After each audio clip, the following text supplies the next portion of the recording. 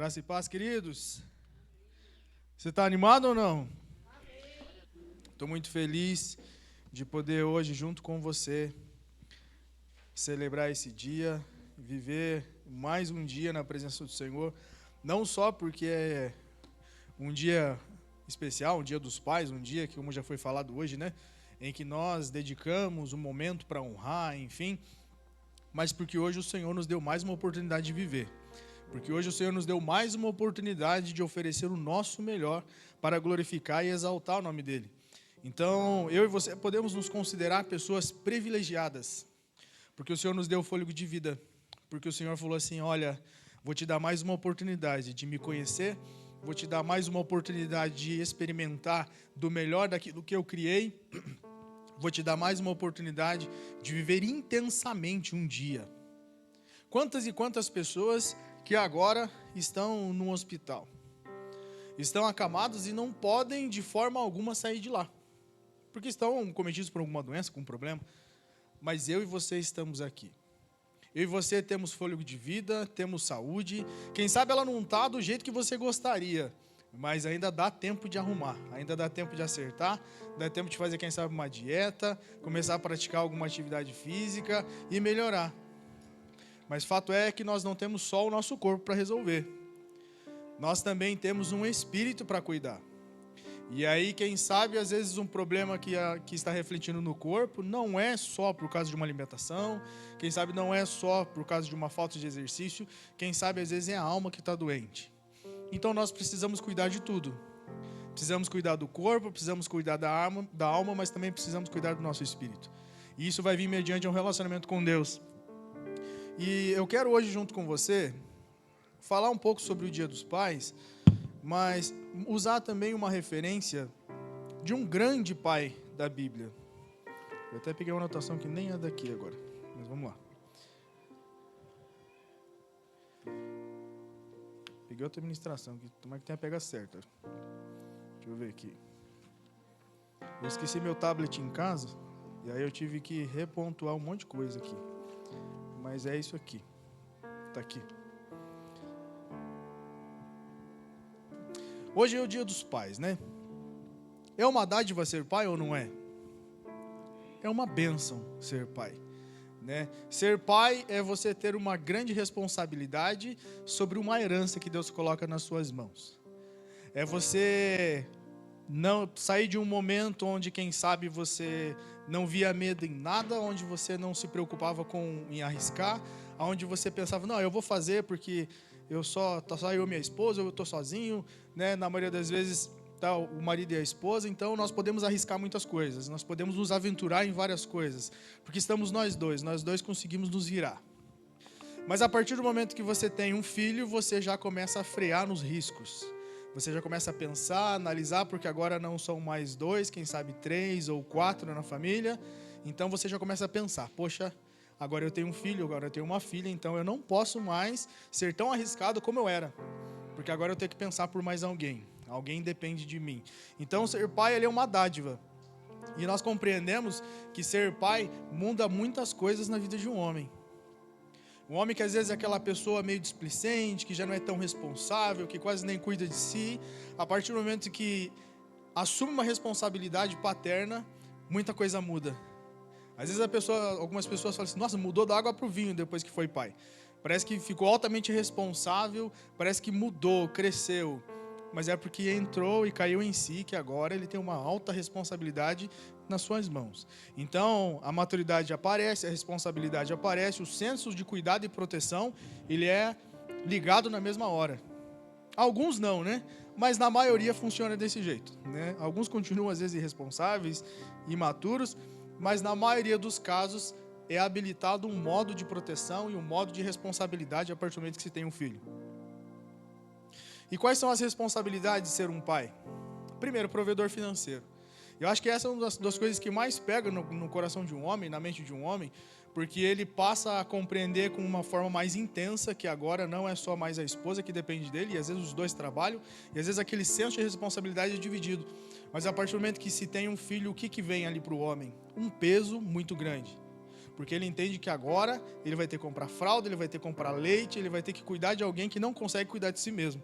E ele tem que cuidar desse ser. E ali o cara quase nem dorme, se precisar arrumar 3 empregos ele arruma, mas ele vai dar conta de resolver o problema. Esse é o senso maior de ser um provedor. Só que nós, como cristãos, temos que entender uma coisa, que não trata-se só sobre ser um provedor financeiro. Acredito eu que provisão financeira é uma das menores preocupações que um pai deveria ter. Porque além de provisão, nós temos que ter provisão financeira, provisão emocional, provisão espiritual.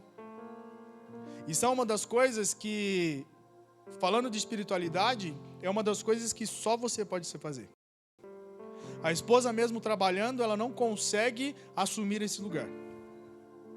Ela pode ter a vida espiritual dela, mas espiritualmente ela também é altamente dependente do marido. Espiritualmente. Porque ele é o cabeça. Deus instituiu o homem por cabeça. Então a sua responsabilidade é sua. Eu poderia hoje, quem sabe, fazer uma homenagem ao seu respeito por ser Dia dos Pais, mas eu prefiro colocar um peso de responsabilidade sobre você. Porque é isso que a palavra nos traz. E a palavra nos diz que nós temos que carregar. Nós vamos ver biblicamente, eu já vou entrar na Bíblia, mas eu quero trazer esse plano de fundo para nós, para trazer a ambientação para o que eu vou falar. Então não é só sobre uma provisão financeira, é sobre uma provisão emocional, sobre uma provisão espiritual, sobre uma provisão educacional. Porque às vezes os pais eles estão tão preocupados em trazer uma provisão financeira que esquecem que o filho precisa de um abraço, que ele precisa de tempo, que ele precisa de atenção, que ele precisa de cuidado, que ele precisa de carinho. E o pai ele tem essa responsabilidade de, mesmo tendo um dia cansativo de trabalho, chegar no final do dia, abraçar o seu filho, dar tempo e atenção a ele, e ainda tem que cuidar da esposa depois. Então, é um combo de dificuldades, mas que o homem é altamente capaz de resolver. Não fosse assim, Deus não tinha colocado essa responsabilidade sobre o homem. Então, são coisas que nós devemos carregar e nós devemos nos responsabilizar. E, trazendo num combo disso que eu falei para você, nós temos que imprimir algo dentro dos filhos que é valores e princípios. Existem pesquisas que fundamentam isso aqui, que dizem que os pais, eles têm tanta influência quanto a sociedade na criação dos filhos. E isso é muito simples de se perceber, porque o primeiro contato social que o filho tem é com os pais. O primeiro ambiente social que ele possui é com os pais. Então, se eu e você conseguimos imprimir esses valores no coração de uma criança, as chances de que ele venha a se perder no futuro são muito menores. As chances que ele venha a ser influenciado pela sociedade são muito menores, porque ele sabe por onde ele deve andar, os caminhos que ele deve seguir e o que ele deve fazer. Ele pode até fazer escolhas erradas, mas não vai ser por falta de ensino ou por falta de valores. É por, quem sabe, teimosia ou curiosidade. Provérbios 22:6 diz: ensina o menino no caminho do que deve andar, para quando ele crescer não se desviar. Ensinar, eu fui buscar esse texto, ensinar ali está falando sobre treinar. Como se treina alguém? Para treinar alguém você tem que saber o que se vai ensinar. Se você não souber, como você vai treinar alguém de algo que você não sabe? E nós vamos ver uma outra referência.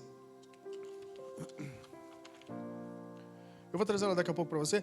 Mas, para que você possa ensinar algo, primeiro você precisa aprender. Se eu e você não aprendermos sobre algo, não tem como ensinar para alguém.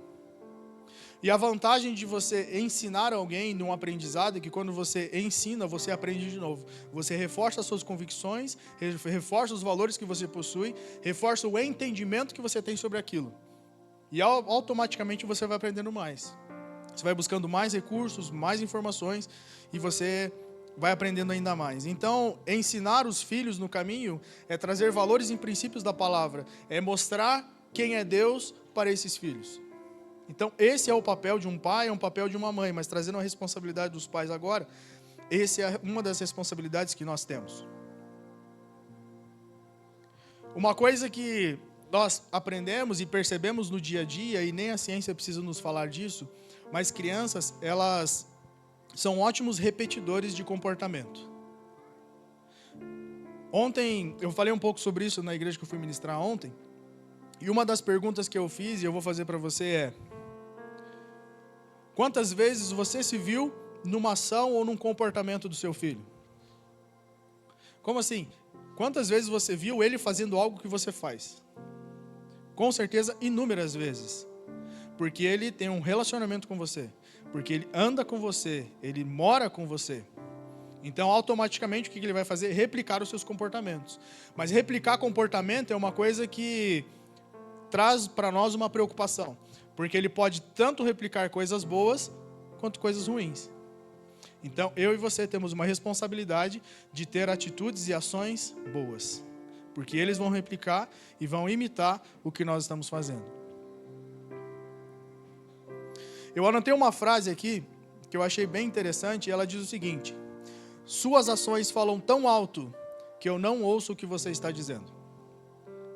Isso é muito sério, porque se eles nos imitam, se eles sondam o nosso comportamento e replicam o que estamos fazendo, muitas das vezes nós vamos chegar e falar para eles alguma coisa, eles vão olhar para o que nós estamos vendo e vão pensar: por que é que eu tenho que fazer se ele faz?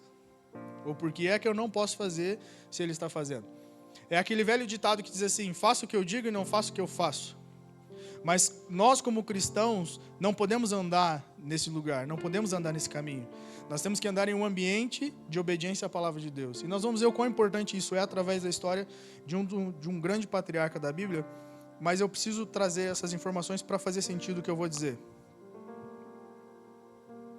Existe um romancista chamado James Baldwin, ele diz o seguinte: as crianças nunca foram muito boas em ouvir os mais velhos, mas sempre conseguiram imitá-los. Você já deve ter visto, ou quem sabe já participou de algum ambiente, por exemplo, numa favela. Quando você entra numa favela onde o grau de violência é muito alto, de tráfico é muito alto, o que você vê em crianças brincando? Muitas das vezes, muitas delas replicam o cenário a qual elas estão envolvidas. Brincam de tiroteio, brincam de polícia e ladrão, brincam dessas coisas a qual elas vivenciam. Você também já deve ter visto, quem sabe, seus próprios filhos brincando, quem sabe, de casinha, brincando de família. E ali eles replicam os comportamentos que eles veem nos pais. Você quer saber como você é? Veja os seus filhos brincando. Vejam como eles se comportam na brincadeira a qual eles estão brincando. Eu já vi vídeos e já vi pessoalmente, presencialmente, crianças brincando de brigar, porque era o que eles viam os pais vivendo. Eles replicavam exatamente o que eles viam. E às vezes a dor deles era tão grande que eles queriam descarregar aquela dor na outra criança. Então eu e você temos uma grande responsabilidade de replicar comportamentos bons, de replicar a palavra de Deus na vida dos filhos. Aí às vezes você pode pensar: poxa, mas eu não sou a pessoa indicada. É sim, porque se não fosse Deus não tinha te dado esse presente. Você pode ser o melhor pai do mundo se você quiser. Você pode ser a melhor pessoa do mundo se você quiser. Eu não estou falando que você pode ser melhor do que o outro, não é sobre comparação. É sobre você conseguir ser a melhor versão que você foi chamado para ser. Deus nunca chamou eu para ser melhor que o Weber, ser melhor que o pastor Irineu, não. Deus colocou dentro de nós um presente. Deus colocou dentro de nós um chamado. Deus colocou dentro de nós habilidades. E essas habilidades, Deus falou: olha, eu quero que você seja a melhor pessoa que você puder ser. E nós vamos achar isso na palavra de Deus, olhando para dentro da palavra de Deus. E ali, olhando para Deus, num relacionamento sincero com Ele, nós vamos descobrir como nós podemos ser a melhor versão de nós mesmos. Por exemplo, essa semana eu precisei de uma ajuda de localização, né? E aí me veio uma pessoa na hora. Eu ia procurar no Google, falei: não, eu sei uma pessoa que vai trazer a resposta mais rápida para mim. Eu estava lá no Campino, no seminário, e o carro não queria ligar. E eu falei: meu Deus, onde é que eu vou arrumar agora um socorro? Liguei para um amigo que tinha um guincho. O cara falou: cara, eu vou levar 1h30 para chegar aí, se eu chegar. E eu tinha que ir para o hospital e não ia dar tempo. Daí eu falei: meu Deus, o que eu vou fazer? Daí eu lembrei: já sei, vou no guru do GPS. E aí liguei para o pastor Irineu. Falei: pastor Irineu, é o seguinte, eu tô numa rua. Eu falei: eu não sei o nome da rua, mas eu tô na frente de um McDonald's que cruza a rua. Ele falou assim: ah, você tá na rua tal, né? Eu falei: tô. Eu falei: meu Deus do céu, nem o GPS sabia onde eu tava. Né? E o pastor Irineu descobriu. Ele falou: ó, na esquina aí tem uma oficina. Eu falei: não é possível. E eu fui na esquina, tinha uma oficina. E ele sabia até o nome do cara da oficina. Aí eu cheguei lá, não sabia o nome do cara da oficina. Daí eu falei assim: ó, eu falei com esse senhor aqui, me indicou você, tal, não sei o quê. Daí eu falei, acho que ele falou, acho que um tal de Rodrigo. Eu falei, sim, é o Rodrigo. Tinha um cara lá que eu acho que veio aqui na igreja. Que eu falei, eu já vi aquele cara em algum lugar. E aí, moral da história, né? Eu consegui, através do pastor Irineu, um socorro, o cara veio, resolveu um problema, em 10 minutos fui embora. Então, assim, nós fomos chamados e temos habilidades. O pastor Irineu tem uma habilidade incrível de andar em Curitiba. Eu não tenho essa habilidade. E não tenho nem querer competir com ele para ser, porque dificilmente eu vou conseguir. Mas Deus nunca te chamou para ser melhor do que ninguém. Deus nos chamou para usar da habilidade que nós temos para exaltar o nome dele. Deus nos chamou para usar a habilidade que eu tenho, com as facilidades que eu possuo, que ele me deu, para exaltar e glorificar o nome dele através do outro. Então não é sobre ser melhor pai do que o fulano, do que o ciclano, não. É ser o melhor pai que você pode ser, com as condições que você tem, com as habilidades que você possui, com o relacionamento que você tem com o Senhor. E automaticamente, isso vai refletir na tua casa, isso vai refletir na tua família, vai refletir nos seus filhos. Porque eles vão ver, eu quero ser um pai como meu pai foi. Sabe, é sobre isso, é sobre você olhar para o seu filho e ele olhar para você e falar, cara, o meu pai tem um amigo chamado Deus. Meu pai conhece Deus de perto. Meu pai é o pai que eu quero ser quando eu crescer. É sobre isso, é sobre ele olhar para nós, enxergar Deus e através disso ele enxergar Deus na vida dele. É sobre você ser a sua melhor versão, com o que você tem. E isso vai nos mostrar o tema da ministração que eu trouxe para hoje. Isso mostra para nós o poder do exemplo. E se eu posso te dar um título para essa mensagem, é justamente sobre isso, sobre o poder do exemplo. Onde cada ação conta e cada atitude molda. Nós temos que cuidar com como nós nos portamos, como nós agimos, porque não é só sobre nós, é sobre as pessoas que estão ao nosso redor. E principalmente hoje falando da nossa família.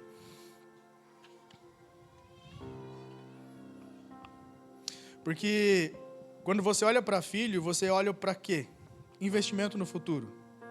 Garantir que eles tenham um modelo a qual eles possam observar.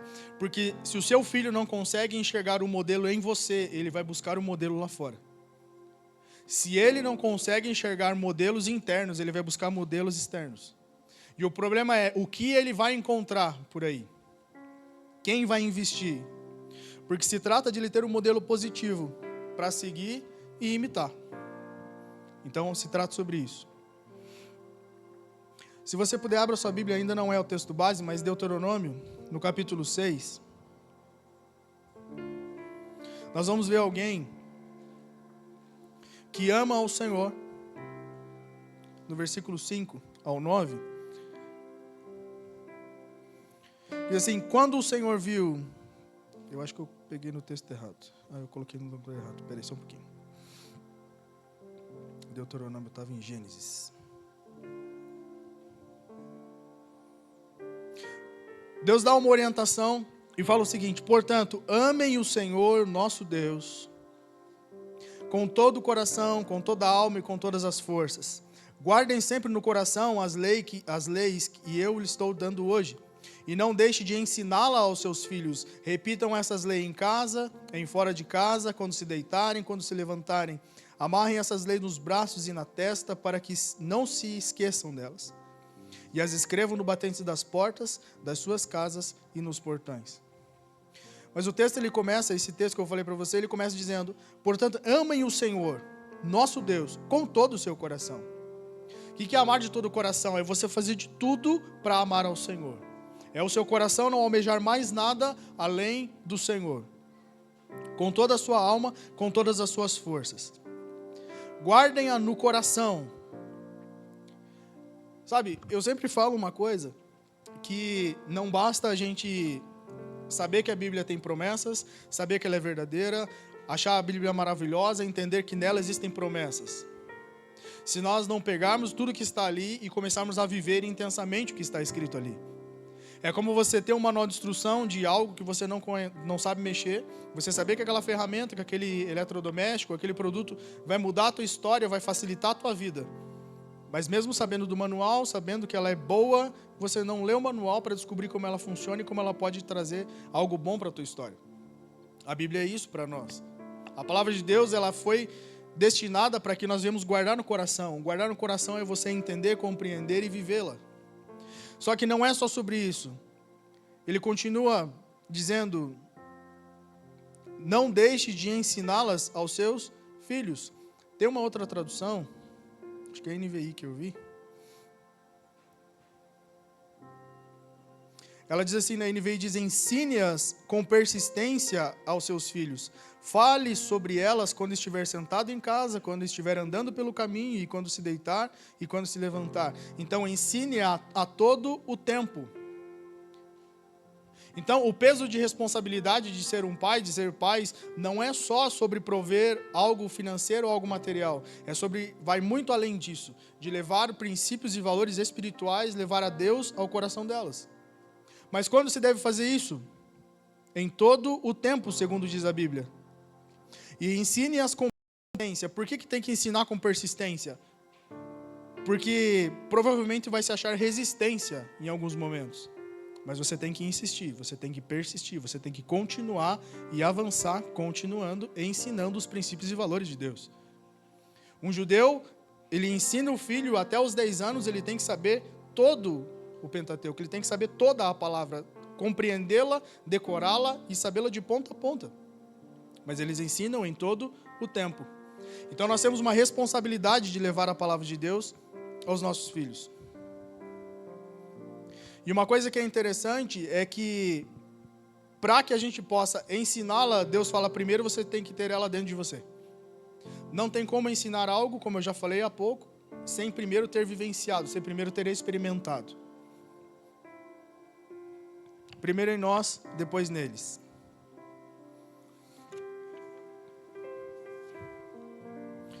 Uma coisa que eu anotei para nós aqui é: nós não podemos esperar que os nossos filhos, que a nossa família, elas entrem em ambientes que nós ainda não entramos. Deus, quando Ele nos chama à responsabilidade de ter uma família, Ele está falando para nós: olha, você primeiro vai ter que experimentar ambientes, para depois eles poderem entrar nesses lugares. Não tem como eu querer exigir de alguém entrar em um ambiente que eu mesmo não acessei. Então, trazer a palavra de Deus para o nosso coração é justamente falar isso. Falar: olha, eu estou experimentando de Deus, eu estou conhecendo de Deus, e agora eles também vão conhecer. Isso vai ficar claro na história que nós vamos falar agora. Mas primeiro eu quero te mostrar um exemplo de posicionamento em Josué, no capítulo 24. Entrando nesse lugar de experimentar ambientes. Vamos falar sobre o ambiente da salvação. Josué 24, no versículo 15... diz o seguinte: se porém não agrada a você servir ao Senhor, escolham hoje a quem vocês irão servir. Se aos deuses a quem os seus antepassados serviram, além do rio Eufrates, ou aos deuses dos amorreus, em cuja terra vocês estão vivendo. Eu, porém, e a minha família serviremos ao Senhor. É alguém que, compreendendo o Deus que serve, entendendo ao Deus que está adorando e servindo, falou: olha, vocês podem fazer uma escolha. Ele estava trazendo um questionamento para aquelas pessoas, para aquele povo. Ele falou: olha, vocês podem fazer o que vocês quiserem, mas eu entendi quem é Deus na minha história, eu entendi quem Ele é e o que Ele representa para mim. E entendendo isso, eu trago Ele para dentro da minha casa, e eu e a minha casa serviremos ao Senhor. Na teoria, pelo menos deveria ser assim. O homem, como provedor espiritual, em todos os sentidos, ele também deveria carregar Deus para dentro da sua casa. A responsabilidade de levar Deus para dentro de um lar está nas costas de um homem. Nem sempre isso acontece, mas deveria ser assim. Se nós temos temor de Deus, se nós honramos ao Senhor de fato e de verdade, essa responsabilidade e esse dever deve estar nos nossos ombros. Ah, mas eu sou falho. Não se trata de ser falho ou não. Se trata de compreender a posição a qual nós estamos inseridos e a responsabilidade que nós devemos carregar. No livro de Atos, no capítulo 16, nós vemos outro exemplo disso. De alguém que não era, porque às vezes a gente pode pensar: mas eu não sou cristão e tal, não tem problema. Vai cair sobre quem não é cristão também. Dá tempo de converter e começar a fazer. Em Atos, no capítulo 16, no versículo 30, nós vamos ver um carcereiro que fica com medo de morrer porque a cadeia ela é quebrada, alguns presos vão embora, mas Paulo e Silas continuam lá. Então o texto diz o seguinte: então levou-os para fora e perguntou: senhores, o que devo fazer para ser salvo? E eles responderam: creia no Senhor Jesus e serão salvos você e os da sua casa. Ele está dizendo: olha, primeiro você crê, você experimenta Deus e você vai levar Deus para dentro da tua casa, você vai levar Deus para dentro da tua família. Em seguida pregaram a palavra de Deus a ele e a todos da sua casa. Então Paulo e Silas pregam para a família deles. Eles todos têm o conhecimento de quem é Deus. Naquela mesma noite, naquela mesma hora da noite, o carcereiro lavou as feridas deles, em seguida eles e todos os seus foram batizados. Então levou-os para sua casa, serviu-lhes uma refeição e com toda a sua família alegrou-se por muito haver crido em Deus. Crer começa em você. Você leva Deus para sua casa e a sua família pode ser salva. Não é uma garantia, porque existe um debate teológico que diz assim, então eu creio e toda a minha família tem garantia de salvação. Não. O texto diz que se ele crê, ele leva Deus para casa, eles creem em Deus, eles creem em Cristo Jesus, e por meio disso eles podem ser batizados, fazer uma aliança e também alcançar a salvação. Mas começa em você, homem de Deus. Começa em você. Carregue Deus para dentro da sua casa. Leve o Senhor para dentro e leve não só isso, mas leve a salvação para eles. Chegamos em mais uma responsabilidade de levar salvação. Agora vamos para o texto que nós vamos ler e vamos trabalhar nessa noite. Gênesis 22. Porque nada melhor do que falar de um grande pai que nós temos na história, que é um pai de multidões, que foi Abraão. Eu acredito que é muito oportuno nós falarmos dele e ver o grande poder de exemplo que ele teve na sua casa. Alguns podem falar assim, mas ele cometeu tantos erros. Bem-vindo ao clube, todos cometemos. Mas Abraão era algo além só de ser um simples homem. Você olha para o nome de Abraão, você vai ver pai de multidões. Antes era Abrão, né? Pai excelente. Mas depois Deus muda o nome de Abraão para Abraão e ali ele se torna pai de multidões. Deus estabelece uma promessa na vida dele. E você vai ver a tradução de Abraão, vai ter lá uma característica, um adjetivo que diz o seguinte, que ele era amigo de Deus. Você vai ver alguém que estabelece e inicia, eu até marquei aqui, um fundador da nação hebraica, por meio da aliança eleita de Deus. Então, não só seria um pai de multidões, mas ele pode ser colocado como um amigo de Deus, e não só amigo de Deus, ele coloca ali como um fundador de uma nação. Então, nós vemos em um homem um grande exemplo, alguém a quem nós podemos pegar e aprender muitas coisas.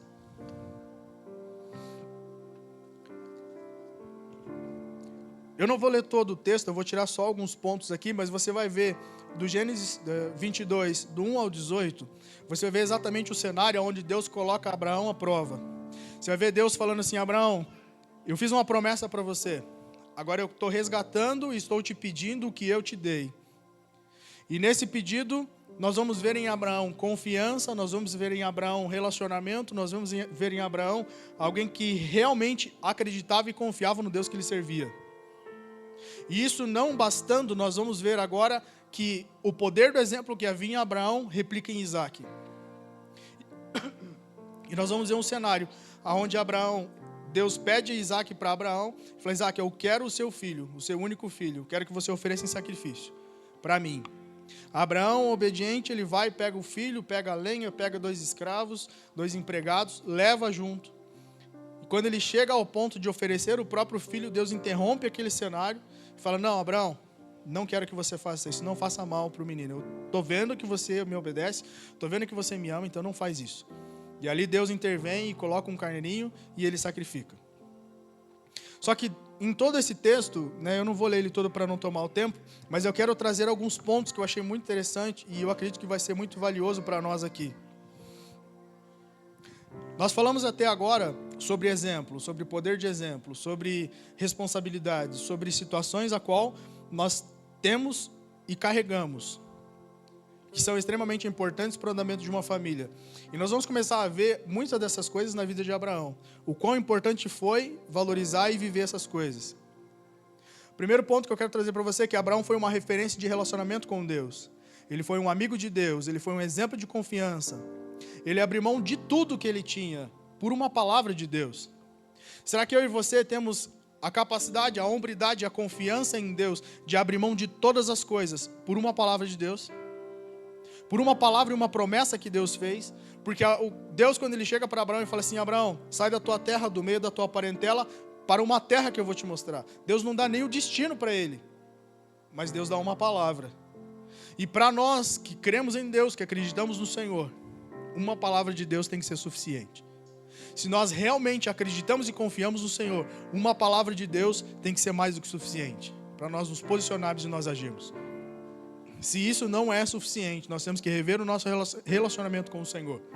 Nós temos que começar a olhar de novo para todos os nossos valores, para a palavra dele e para o nosso coração, que ainda não está confiando completamente em Deus. O que é que nos impede de confiar completamente no Senhor? Na sua palavra e naquilo que ele falou. E Abraão foi esse homem que abriu mão de tudo por causa de uma palavra de Deus. Ele guiou a sua família nos preceitos e nas leis. Nós vamos entrar no versículo 1, que diz o seguinte: passado algum tempo, Deus pôs Abraão à prova, dizendo-lhe: Abraão, ele respondeu: sim, aqui estou. Nesse primeiro versículo, nós vemos uma coisa muito importante. O texto começa dizendo que Deus pôs Abraão à prova. Uma coisa que eu e você não queremos na nossa história é passar e ter problemas. Ninguém quer. Mas deixa eu falar uma coisa para você: todo mundo vai ter. Jesus garantiu isso na sua palavra dizendo: tem de bom ânimo, fique alegre, não desanime, porque uma hora vai dar ruim para todo mundo. Ele fala: tem de bom ânimo, porque eu já venci. O que ele está dizendo? Vai azedar uma hora para todo mundo. Vai ter dias bons? Vão ter dias ruins? Sim. Mas tanto os dias bons quanto os ruins têm limite de tempo. São passageiros. Quem sabe você está vivendo a melhor fase da tua vida. Fique em paz, que vai passar. Vai chegar uma hora que vai ter um problema para você resolver. Mas vão existir momentos, quem sabe é o momento que você está vivendo, um momento ruim, mas também ele vai passar. E você vai sorrir de novo. A questão é, quem está com você quando você está no momento ruim? Isso vai fazer toda a diferença. Quando nós olhamos para o livro de Isaías, nós encontramos um texto que diz: quando passar pelas águas, serei contigo. Quando passar pelo fogo, serei contigo. Então, passar pela água e pelo fogo não é uma opção. Vai passar, todo mundo. Mas quem está com você ou quem estará com você nesse dia? Isso vai mudar a forma como você vai atravessar por essa situação. E quando Deus fala para Abraão, e nós lemos nesse texto dizendo que Deus pôs Abraão à prova, a palavra prova, no original, ela fala sobre treinar. Ela fala sobre provar, ela fala sobre avaliar, ela fala sobre testar. Então, Deus ele estava fazendo o que com Abraão ali? Testando a confiança, testando o relacionamento, testando tudo aquilo a qual ele dizia que era, ou que ele demonstrava que era em Deus. Então, quando eu e você estamos passando por uma dificuldade, passando por uma prova, que Deus está me provando e te provando, Deus está simplesmente testando a nossa confiança nele. Vendo se de fato eu acredito naquilo que ele falou para mim. Vendo se de fato a palavra dele é mais importante para mim do que a palavra dos outros. É compreender no meu coração, olhar para dentro de mim e entender se ele me falou, eu acredito e confio de verdade ou não. Aqui foi uma prova de Abraão, de falar: olha, Deus, sou teu amigo, gosto muito de você, mas como que eu vou oferecer o meu filho? Como é que eu vou matar ele agora? Como é que eu vou entregar ele para você de novo? Deus não só estava testando a fé de Abraão, mas Deus estava fazendo um teste em Abraão. E muitas das vezes Deus faz esse teste no nosso coração. Deus queria saber se a promessa que Deus fez para ele e cumpriu estava tomando o lugar de Deus no coração dele ou não. Deus queria saber o lugar a qual Isaac possuía dentro do coração de Abraão também. É uma das coisas que Deus testa nesse ambiente. E ali Deus vai falar para ele: Abraão, tome o seu filho, seu único filho Isaac, a quem você ama, e vá para a região de Moriá, sacrifique-o ali como holocausto em um dos montes que eu indicarei.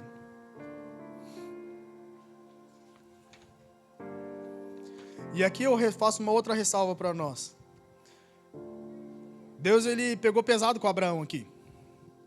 Deus trabalhou o emocional de Abraão de uma forma absurda. Porque, pensa só, gente, pensa no negócio. Abraão, até então, ele não tinha filho. Quem sabe ele não tinha nem mais o desejo, nem mais a vontade de ter. Mas Deus gera no coração de Abraão um desejo e um anseio. Vou fazer você pai de multidão. E ele até questiona: poxa, mas eu já sou velho, Sara também já está avançado, estamos todos nós dois pela boa, e daí? Mas Deus gera dentro do coração dele um sentimento. Deus restaura dentro dele um desejo. Deus ressuscita, quem sabe, um sonho. Deus gera isso dentro do coração dele. Então agora, o mesmo Deus que gerou isso dentro do coração de Abraão, olha para Abraão e fala assim: Abraão, sabe esse filho que você tem? Então, Deus fala de 4 formas diferentes. Toma o seu filho, o seu único filho, o Isaac que eu estou falando, quem você ama. É Deus mexendo com as emoções de Abraão, trabalhando a emoção de Abraão para ver se de fato ele confiava e acreditava em Deus. Se de fato Abraão estava confiando na promessa a qual Deus tinha feito. Porque qual foi a promessa que Deus fez? Que ele seria pai de multidões. Mas não era sobre Ismael, era sobre Isaac. Deus foi muito claro, falei: sobre Isaac farei você pai de multidões. Deus está olhando para Abraão e falando assim: Abraão, esse filho que eu gerei, que eu te dei, que você passa a amá-lo com tudo que você tem, que você ama demais. E o pai chacoalha, quem sabe, o coração de Abraão naquele momento ali. Estimula o coração de Abraão para trazer um sentimento e uma emoção que ele tinha sobre Isaac. E Deus fala: esse filho aí, eu quero para mim. É como os homens vão entender o que eu vou falar. Quem sabe, agora quem sabe você já é pai de família, isso quem sabe não é tão mais relevante. Mas pensa quando você era solteiro, e se isso ainda fizer sentido para você, aquele carro que você deixou assim, impecável, maravilhoso, com a roda que você queria, o som que você queria, ninguém podia passar perto, não podia ter um risco naquele carro. E aí Deus chega para você e fala assim: sabe esse carro que você gosta tanto? Então, eu quero que você pegue ele e dê para aquela pessoa ali. Eu falei: pô, mas não, é sacanagem, eu levei tanto tempo, tanto trabalho para deixar do jeito que eu queria, e agora eu vou ter que pegar ele e dar para aquela pessoa. É como aconteceu comigo uma vez. Não tive que dar, mas eu tinha um carro. Beleza, eu não gostava desse carro, mas eu gostava. Ele era um Paraty. Já começava que eu não gostava daquele tipo de carro, né? Era um Paraty que tinha aro 16, suspensão de rosca, banco recaro, o som, e tudo quanto é. Os homens já entenderam, né? Onde eu cheguei, né? Cara, era maravilhoso, carro de piá mesmo, né? E aí eu tive que vender, porque daí a gente foi casar. Então você passa de ter atitudes de menino para começar a ter ações de homens e fazer escolhas de homens, né? E ali eu tive que vender, né? E eu falei: meu Deus do céu. E para minha angústia, para minha tristeza, a minha vizinha comprou. Só que, calma, vai ficar pior. A minha vizinha comprou o carro, só que a minha vizinha, ela mexe com animais. Agora ela parou um pouco, mas ela tinha cabrito, ela tinha vaca, tinha cavalo, tinha tudo lá na chácara. E ela usava o carro para puxar capim. E agora imagina, eu olhando para aquele carro, puxando mato, capim, tudo riscado, tudo sujo, com um cabrito dentro. Uma vez eu vi uma cabrita dentro do carro andando. Falei: meu Deus, o que aconteceu com o carro? Pensa só, sentiu uma dor? Agora pensa Abraão olhando para o seu filho, para o único filho que ele possuía, a qual estava estabelecida uma promessa geracional, e Deus agora pedindo isso de novo. Como é que Abraão se sente? É a dor que você olha e pensa: poxa vida, Deus foi muito maldoso. Não. Deus queria saber se Abraão estava convicto e estabelecido na promessa que ele fez. Deus queria saber se Abraão de fato estava acreditando em tudo aquilo que Deus falou e que ele prometeu. E a pergunta que eu faço para você, e eu me fiz essa pergunta: estamos convictos na promessa que Deus fez ou não? Eu sei que Deus prometeu algo para você, porque Deus tem uma história, uma missão e algo para você. Deus tem algo estabelecido para a sua história. Mas para onde você está olhando? Para tudo que as pessoas falam ou para o que Deus te prometeu? Porque quem sabe você está vivendo tudo ao contrário daquilo que Deus prometeu. Mas e aí, não quer dizer que Deus não está na história. O fato de tudo não estar dando como você acha que deveria estar dando certo, não quer dizer que Deus não esteja nesse negócio. Porque Deus faz um pedido para Abraão baseado numa promessa que Deus mesmo fez. E agora parece que essa promessa estava sendo abortada por Deus. Mas não estava. Dentro do coração de Abraão ele tinha uma convicção, ele tinha uma certeza. E eu vou te levar para a certeza de Abraão. Vamos para Hebreus, no capítulo 11. E o versículo 17. E você vai ver aonde estava a convicção de Abraão. O texto começa dizendo: pela fé, Abraão, quando Deus o pôs à prova, ofereceu Isaque como sacrifício. Aquele que havia recebido as promessas, enquanto estava pondo a sacrificar o seu único filho. Embora Deus lhe tivesse dito, por meio de Isaque, a sua descendência há de ser considerada, Abraão levou em conta que Deus poderia ressuscitar os mortos e figuradamente recebeu Isaac de volta dentre os mortos. O que esse texto está dizendo? Que Deus estava pensando dentro do seu coração. Deus pode até pedir e eu posso até sacrificar o menino, eu posso até imolar ele e matá-lo. Mas mesmo depois da morte, Deus pode ressuscitá-lo. Sabe, é a convicção que existia dentro do coração de Abraão. Ele falou, olha, se Deus prometeu, Ele vai ressuscitar o menino só para cumprir o que Ele prometeu. Temos essa confiança em Deus. Quem sabe os teus sonhos estão morrendo, quem sabe aquilo que está dentro do coração já morreu. Mas ei, Deus pode ressuscitar.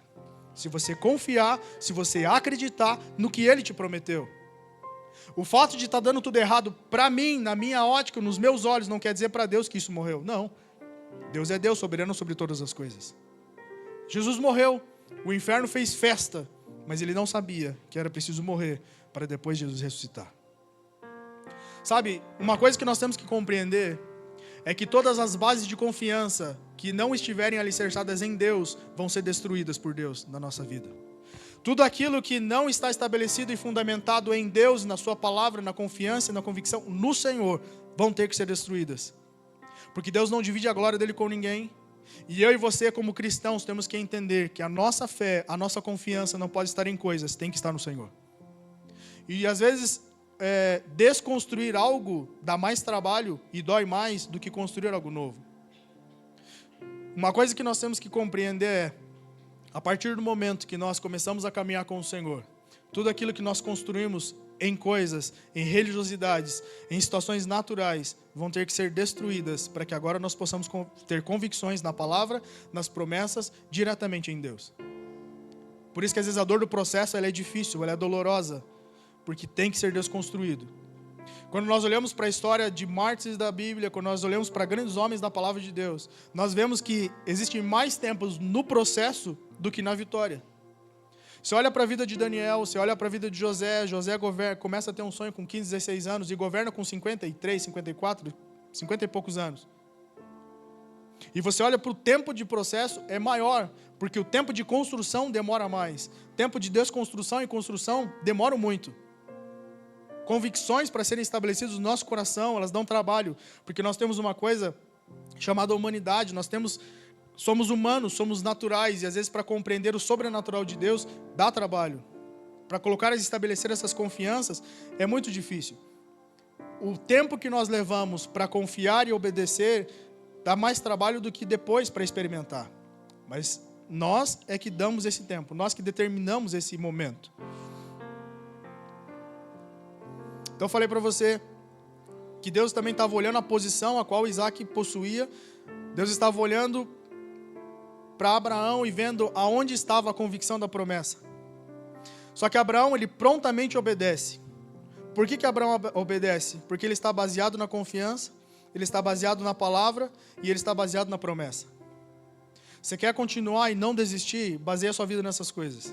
Baseado na confiança em Deus, na palavra dele, na promessa que ele te fez. E você vai continuar e você vai avançar. Mas vamos continuar o texto.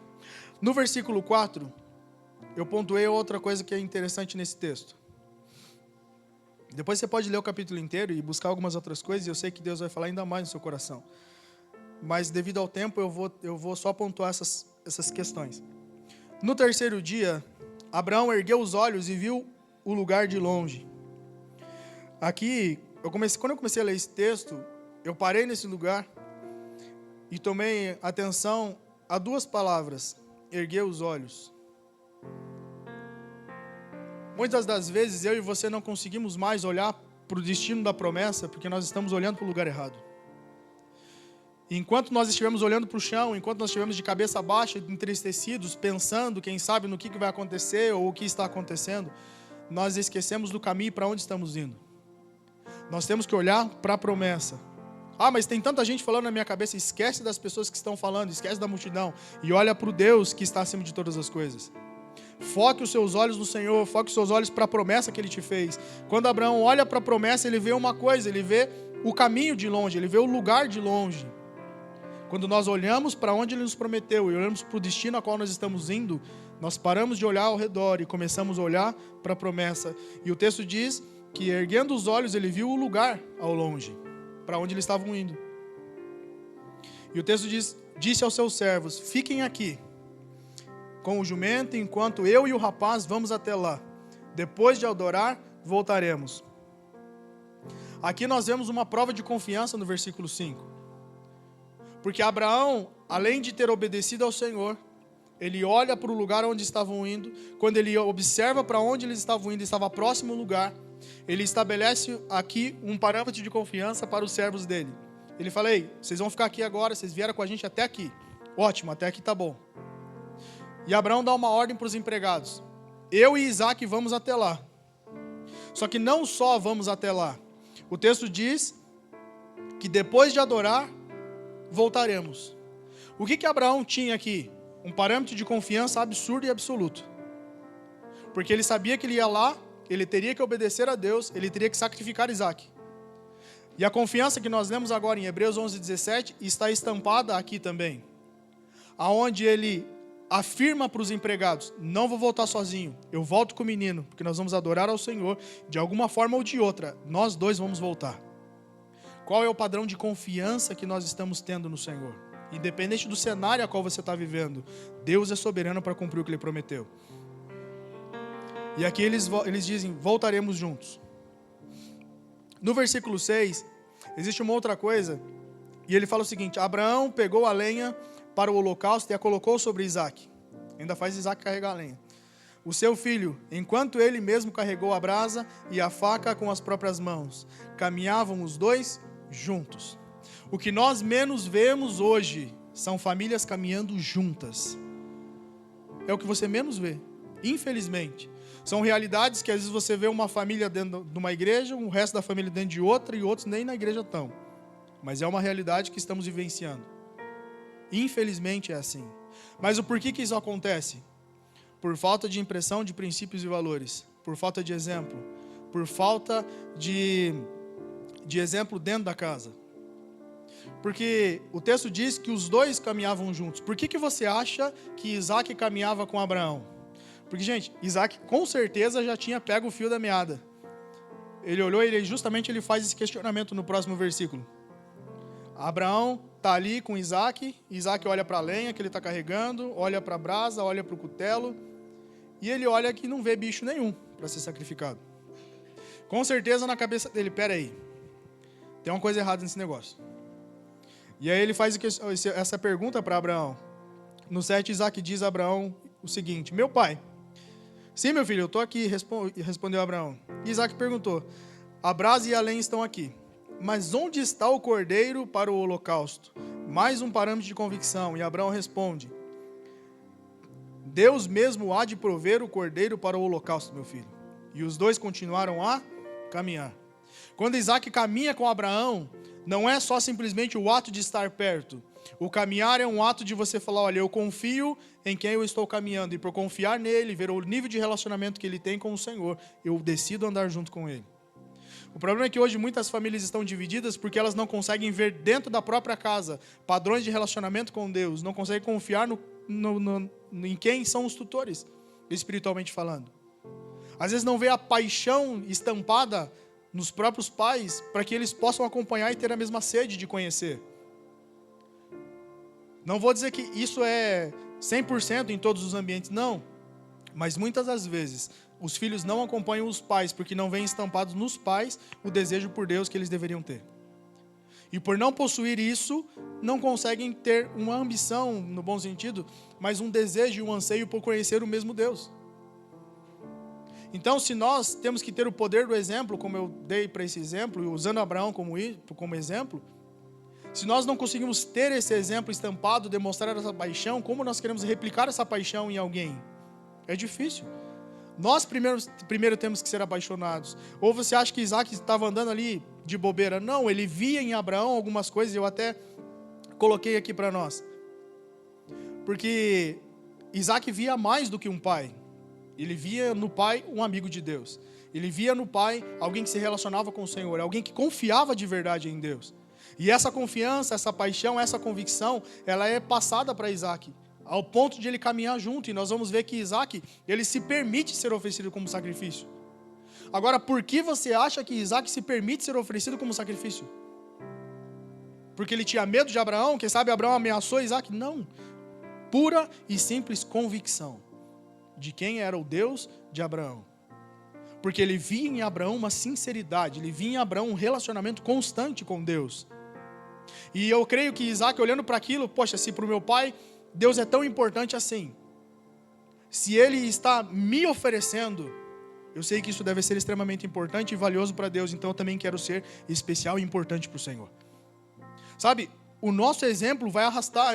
Quando a gente participa dos cafés, tem um pastor que eu admiro bastante lá, e ele um dia falou o seguinte, num dos cafés para os pastores. Ele falou assim, olha, palavras podem até convencer, mas o exemplo arrasta. É sobre isso. Quem sabe, você quer carregar a sua casa, seja o exemplo dela, seja a pessoa mais apaixonada por Jesus que você pode ser dentro do seu ambiente. E aí você vai replicar e vai trazer a essas pessoas o mesmo desejo, o mesmo anseio. Poxa, se ele gosta tanto, eu também quero saber quem é esse Deus. Eu olho para Jesus quando ele está trazendo aquelas multidões, e aquelas multidões estão chegando até Jesus. Por que você acha que Jesus arrastava a multidão? Ou por que você acha que as pessoas iam até Jesus? Porque elas viam em alguém que conheceu a Jesus uma novidade de vida. Alguém que, quem sabe, não andava, começou a andar. Alguém que, quem sabe, não falava, começou a falar. Alguém que foi curado de alguma coisa, teve alguma intervenção de Deus, começou a ter alguma coisa diferente na história daquela pessoa. E aquela outra pessoa olhando aquilo, poxa, mas peraí, se aconteceu com ela, pode acontecer comigo. Então eu quero conhecer Jesus também. É sobre isso. É sobre nós, no nosso ambiente, seja ele familiar ou secular, no trabalho, na escola, independente de onde seja. Nós estarmos tão perto de Deus, tão convictos do Senhor, que as pessoas vão ter anseio, desejo e curiosidade de saber quem é o Deus que nós servimos. E isso começa dentro da nossa casa. Então Isaac decide caminhar e continuar essa caminhada rumo a um sacrifício. Muitos filhos não seguem por falta de exemplo. E muitos seguem justamente porque vem um exemplo, vem essa paixão por Jesus. Uma vez eu contei uma história, que eu ouvi também essa história, de um pastor que ele foi questionado por um membro da igreja. E esse pai chega para o pastor e fala assim, pastor, eu tenho um desejo, eu quero que você me ajude com isso, se você puder. E ele falou, sim, posso te ajudar, eu acho, né? E esse pai fala assim, olha, eu vejo o seu filho e eu acho muito legal como ele é apaixonado por Jesus. E só que o meu filho não é tão apaixonado como ele é. E eu queria muito que o senhor conversasse com ele, porque eu quero que o meu filho seja apaixonado como o seu filho é por Jesus. E aí o pastor fala para esse homem, fala assim, olha, infelizmente eu não vou poder te ajudar com isso. E o rapaz, por quê, pastor? Era só você conversar com ele, né, trazer uma palavra, alguma coisa, ensinar ele, falar alguma coisa? Não, porque não é sobre ensinar ou sobre falar. O meu filho simplesmente é apaixonado por Jesus porque eu também sou. Você quer que o seu filho seja apaixonado por Jesus? Seja você um apaixonado primeiro. E ele vai querer saber o porquê é que você é tão apaixonado e vai também replicar isso na vida dele. É sobre nós sermos primeiro, para depois quererem ser como nós somos. É sobre isso. É sobre a luz impactar, é sobre o sal trazer sabor, é sobre trazermos sentido para a vida das pessoas. Mas tudo tem que começar em nós. E no versículo 7 diz o seguinte, nós lemos já, né? Falamos sobre o 7. Mas o questionamento de Isaac, ele está baseado em uma coisa, sobre o que ele via. Ele via Abraão como um amigo de Deus, que ele confiava em Deus, ele temia Deus, ele é apaixonado por Deus. E por saber de tudo isso, ele seguia os passos do pai, em confiança, em obediência ao Senhor. Tudo vai começar na nossa história para depois passar para a nossa geração. Eu sempre falo uma coisa, que aquilo que eu e você não conseguimos vencer, fica em paz. A geração seguinte vai ter que se preocupar, além do chamado deles, com aquilo que nós não vencemos. Então, eu e você temos uma responsabilidade de vencer as nossas lutas, vencer tudo aquilo que nós temos que vencer, cumprir com a nossa missão, porque se eu não cumprir, a geração seguinte vai ter que fazer. Além de tudo aquilo que eles vão ter que fazer, que já é destino e responsabilidade deles. Sabe onde que nós vemos isso? Em Elias e Eliseu. Eliseu faz o dobro dos milagres que Elias fez. Porque Elias tinha algumas coisas que ele tinha que fazer, ele decide simplesmente, Deus, eu não quero fazer, acabou. E Eliseu vendo tudo aquilo ali, fala assim, Deus, eu até assumo o papel de Elias, mas eu quero unção dobrada. Para que é unção dobrada? Para cumprir com o meu chamado, mas também fazer aquilo que ele deixou de fazer. Sabe, vai ficar sem fazer? Não, Deus vai levantar alguém para fazer, mas vai dar mais trabalho para quem tem que fazer. Sabe, nós amamos tanto os filhos, e eu sei que você ama tanto a sua família e os seus filhos, que você não quer ver eles sofrendo o que você sofreu. Eu sei que você luta, você trabalha, você se dedica para que você possa dar uma vida melhor para ele. Quem sabe facilidades que você não teve, oportunidades e opções que quem sabe você não teve. E não deixe isso só no material, traga isso também no espiritual, para que ele tenha preocupação só com o chamado dele. E no versículo 8, a parte B, diz que os dois continuaram a caminhar juntos. O nosso relacionamento com Deus vai determinar o quanto a nossa família vai caminhar com a gente, o quanto eles estão dispostos a caminhar e viver o que estamos vivendo. E aí o 9 diz: quando chegaram ao lugar que Deus lhe havia indicado, Abraão construiu um altar e sobre ele amarrou a lenha, amarrou Isaque, o seu filho, e o colocou sobre o altar, em cima da lenha. Então Abraão estendeu a mão e pegou a faca para sacrificar o filho. O anjo do Senhor, porém, o chamou do céu: Abraão, Abraão. Sim, estou aqui, ele respondeu. Não estenda a sua mão contra o rapaz, disse o anjo. Não lhe faça nada, agora sei que você teme a Deus, porque não negou dar a mim o seu filho, o seu único filho. Só faltou falar aquele que lhe ama, né? Abraão ergueu os olhos de novo. Eis que viu um carneiro preso pelos chifres em um arbusto. Foi até lá, tomou o carneiro e sacrificou como holocausto no lugar do seu filho. Não faça isso com seu filho, mas pensa só. Você chegar para o seu filho e falar para ele assim, ou filha, independente, e falar assim: filho, você sabe que o pai ama a Deus, né? O pai é obediente ao Senhor. Então Deus falou para eu sacrificar você, para ele. Eu duvido que você pegue ele. Duvido. Você vai levar uns 3 dias para conseguir tomar fôlego, porque ele vai sair correndo. Mas pensa por que é que Isaque se permite fazer isso. Por tudo isso que eu já falei para você. Isaque conhecia Deus. Isaque conhecia Deus não só por conhecer, mas Isaque conheceu a Deus por meio de Abraão. Isaque conhecia o poder do exemplo que Abraão tinha Ele sabia tudo aquilo que Deus representava para Abraão. Ele sabia as convicções que Abraão tinha em Deus, ele sabia a obediência que ele tinha em Deus, ele sabia a confiança que ele tinha em Deus. Quem sabe Isaque já sabia até da promessa que Deus tinha feito para Abraão.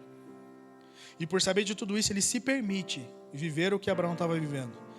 Ele se colocou e falou: olha, eu conheço o Deus do meu pai, eu sei o que ele pode fazer, e eu sei que se Deus prometeu, ele pode me ressuscitar de novo. Quem sabe passou isso na cabeça de Isaque também. Mas de Abraão com certeza passou, porque está registrado. Sabe, é sobre eu e você termos tal poder de influência sobre a nossa família, que eles decidem não porque eu e você pedimos, mas simplesmente por seguir o exemplo, a jejuar, a orar, a ler, a buscar a Deus. Não é sobre sacrificar, mas sobre sacrificar o seu próprio eu, por amor a Deus, que eles veem na nossa história. É sobre uma família continuar caminhando espiritualmente, simplesmente porque eles veem o poder do exemplo nas nossas vidas. Isso é ser um pai de verdade. Isso é ser um homem segundo o coração de Deus. É ser alguém que realmente está carregando valores e princípios de Deus para dentro da sua casa. E alguém te vê jejuando, te vê orando, ou te vê consagrando, te vê lendo, e por te ver fazendo essas coisas, fala: cara, se isso é importante para os meus pais, se é importante para o meu pai, eu também vou fazer. Por causa do poder do exemplo. Por saber que Deus é tão importante para você, que você, quem sabe, decide um momento de lazer para se dedicar mais ao Senhor. E eles começam a ver esse poder do exemplo na tua história, na tua vida, na tua casa. E decidem fazer a mesma coisa. Decidem caminhar juntos com o Senhor. Sabe, então, o que eu e você carregamos nesse dia que memoramos como o Dia dos Pais, não é só uma honra por você ser pai. É você carregar a honra de Deus para dentro da sua casa. É olhar e compreender o quão bom Deus é, que te deu uma herança para cuidar. E herança não foi feita para jogar fora. Herança foi feita para ser zelada, foi feita para ser cuidada. Até porque eu e você, no último dia, teremos uma prestação de contas para com Deus. E Deus vai falar assim: ei, o que você fez com a herança que eu te dei? Como você zelou dessa herança? O que você fez com ela? Então nós prestaremos conta ao Senhor. Se você puder, fique em pé, vamos orar ao Senhor.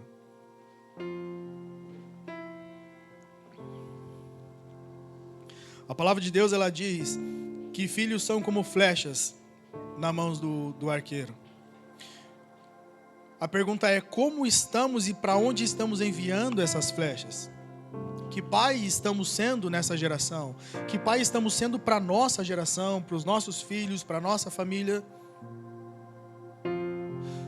Quando nós olhamos para os pais de Sansão, nós vemos um grande exemplo ali. Nós vemos um anjo aparecendo para a mãe de Sansão, e no momento que esse anjo aparece, ele fala, olha, esse filho tem que ser separado, ele tem que ser criado de uma forma diferente. E ali ela faz uma pergunta para aquele anjo, e pergunta, como é que eu devo criar o menino? E eu acredito que essa é uma pergunta que nós deveríamos, como pais, como mães, mas falando dos pais hoje, nós deveríamos fazer essa mesma pergunta. Porque no momento que ela fala para o esposo, fala, olha, um anjo me apareceu. Não, se apareceu para você, tem que aparecer para mim, porque eu sou o homem dessa casa. Eu sou o patriarca dessa casa, eu sou a cabeça desse lar. Então ele tem que aparecer para mim. Quando o anjo aparece, ele faz a mesma pergunta. Como é que nós devemos criar esse menino?